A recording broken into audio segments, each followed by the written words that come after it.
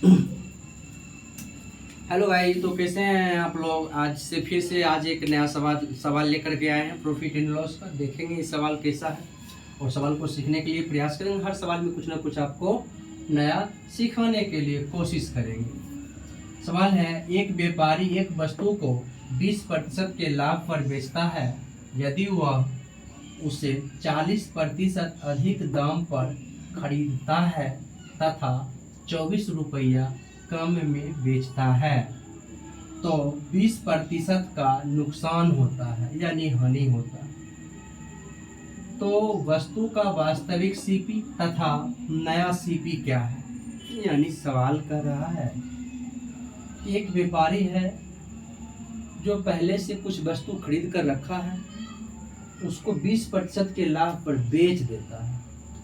यदि वह कारा जितना में पहले खरीदा था उससे 40% और अधिक बढ़ा करके दाम में खरीदा होता तो 24 रुपया कम में बेचता है, जिसके वजह से उसको 20% का घाटा लग रहा है। 20% क्या लग रहा है? घाटा लग रहा है। तो यहाँ ओरिजिनल सीपी और नया सीपी क्या है, ये हम सवाल को बनाएंगे।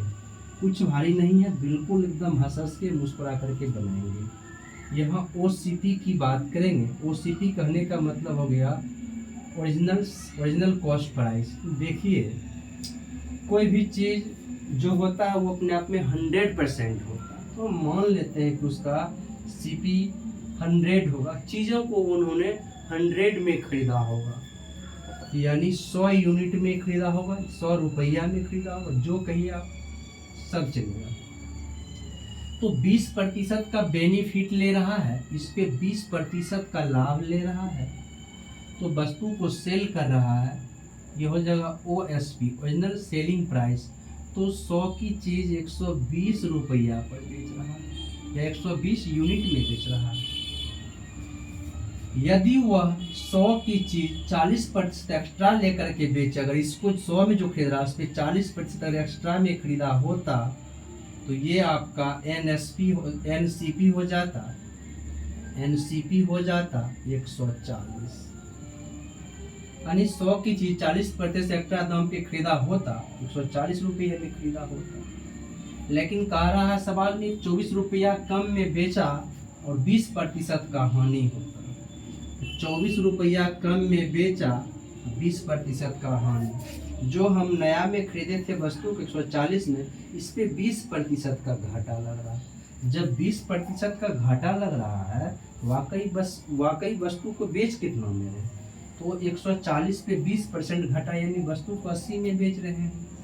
या इस पे काट लीजिए, 140 का 20% अगर काटना होगा, यहाँ से काट लीजिए, 1 जीरो से 14 दूनी 28 रुपया कम में, जबकि 140 रुपया में पहले से खरीद रखा है, तो यहाँ से घटा लेंगे। 10 में 60 जाएगा 2, बचा 3 में 2 गया 1, और ये 112 रुपया, यानी 112 रुपया कम में क्या कर रहा है, 112 रुपया कम, 112 यूनिट कम कहिए में बेच देता है। लेकिन सवाल में एक चोन कह रहा है, जो चीज़ पहले 120 में बेचा जा रहा था, आज वह चीज़ जो 112 में बेचा जा रहा है, तो कितना कम में बेचा जा रहा है, यानी 8 यूनिट कम में बेचा जा रहा है। जो कि मेरे हिसाब से 8 यूनिट कम में बेचा जा रहा है, और सवाल के हिसाब से 24 रुपया में कम में बेचा जा रहा है।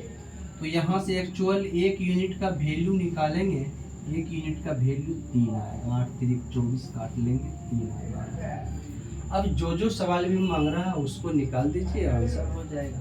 तो पहले कह रहा वास्तविक सीपी क्या हो, जिसको आप ओरिजिनल कॉस्ट प्राइस कहते हैं। OCP की बात कर रहे हैं। OCP 100 यूनिट माना है। 1 यूनिट का मान मेरे प्यारे 3 है, 100 यूनिट का मान हो जाएगा 300 रुपये, यानी वस्तु को 300 रुपया पे खरीद किया। अगर वही न्यू सीपी की बात किया जाए, NCP की बात किया जाए, ओरिजिनल में एक्चुअल में वो वस्तु पहले से खरीदा था 140 यूनिट में, जबकि 1 यूनिट का वैल्यू 3, तो यहाँ से देख लेंगे, 14 को 3 से कर लेंगे, 14 या 42 तो होता ही है। 420 रुपया एक्स्ट्रा में वस्तु को क्या कर रहा है, यहाँ बेच रहा है। ये भी सवाल आपको समझ में आया होगा मेरे प्यारे दोस्तों। अगर अच्छा लगा होगा तो